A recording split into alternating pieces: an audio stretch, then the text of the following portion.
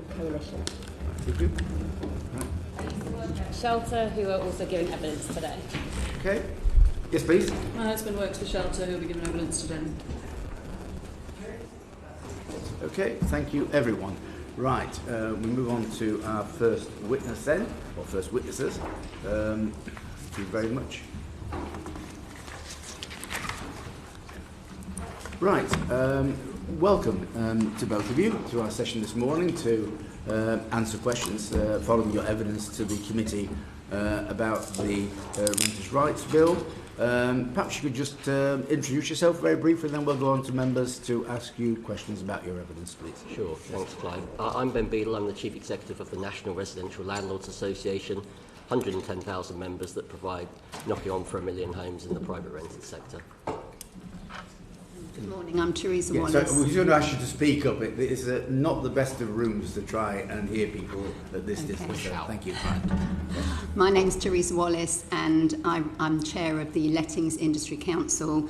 I think it's the only group that is made up of stakeholders completely across the PRS, from tenant groups, landlord groups, professional bodies, government bodies, attend, and agents large and small. Right, thank you both for coming this morning. I'll pass over first of all to Jerome Mayhew for the opposition. Thank you very much, welcome and thank you very much for attending today.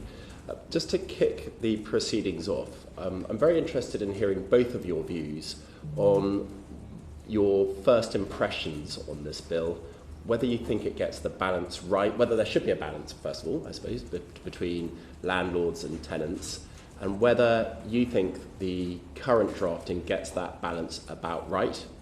And in your respective answers, I'd be very grateful if you could identify any differences in opinion between professional landlords and those who are sometimes described as accidental landlords, so the amateur one or two properties buy-to-let for perhaps a pension type landlord. So Teresa, if you go first and then we'll move on to Ben. I think the bill has the best intentions and we support a lot of the changes in there. However, I do believe as it's currently written, there will be unintended consequences, and one of those would be more homelessness. So I do think it needs some changes. I think we all have to, we know Section 21 is going, but we have to accept it's not going to solve the issues in the PRS. We have, and the English Housing Survey has quoted this, over 1 million tenants in the PRS in receipt of benefit for housing, and a majority of those should really be in social housing.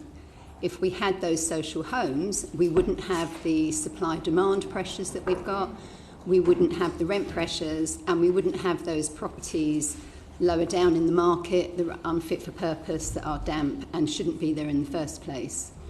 I think one of our problems is a lot of the bill will help people, will help tenants, renters once they're in a property, and what we've got to do is stop those properties that are not fit for purpose being rented in the first place. I mean, I had a story last week about a lady who is renting further up the country. She is paying £500 a month for a 2-bedroom cottage. It's on the market, it would be worth £750 a month, so she's saving £250. She has got damp and she has got mould, and she won't be reporting that to anybody because that's all she can afford to pay and she has got nowhere else to go. Can I bring you back to your opening statement, which is you said that there are unintended consequences which are likely from the bill in its current form, and that one of those unintended consequences would be an increase in homelessness. Could you expand on why you say that? Okay, so I think there are various reasons. The private landlord we need, no matter what his property is like at the moment, we need it, and a lot of them are in very good condition.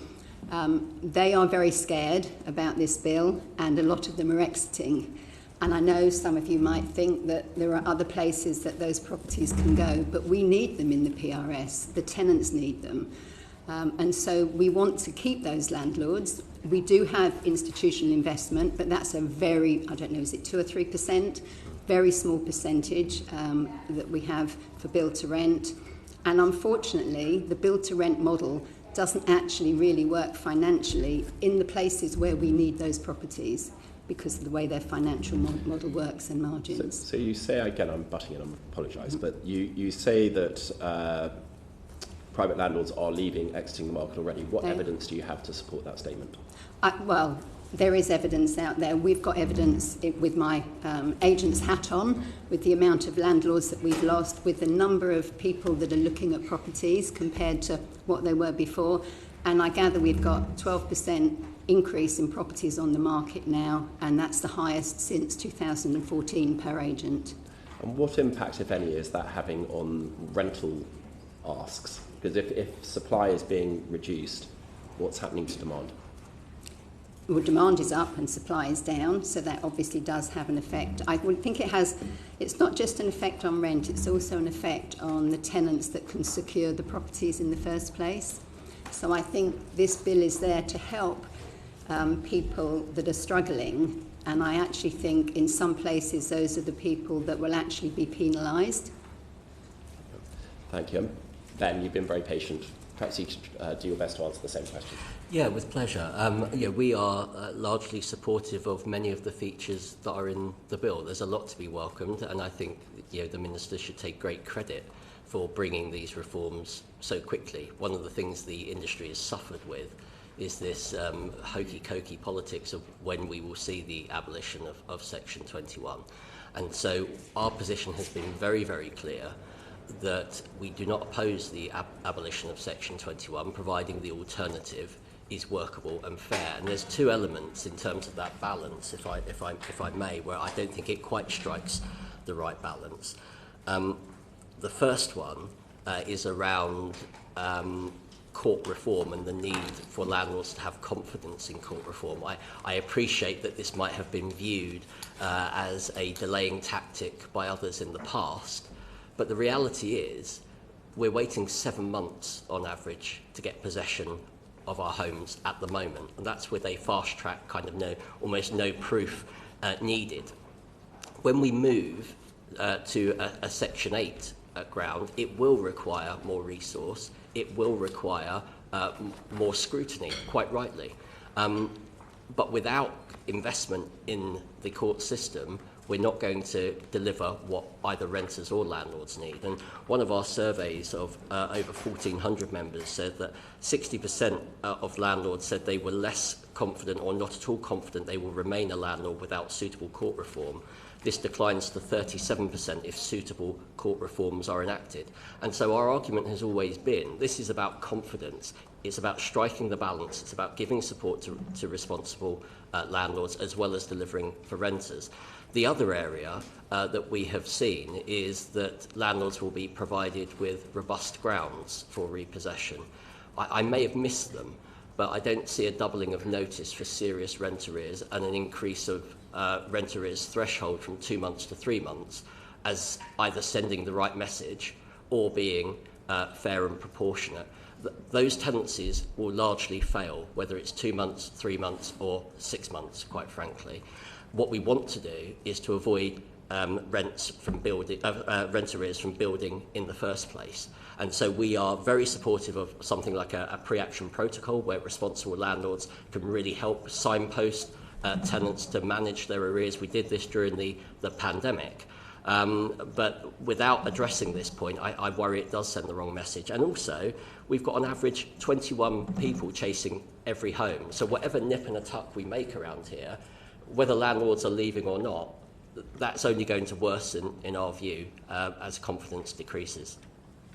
Right, you've mentioned confidence twice in your answer.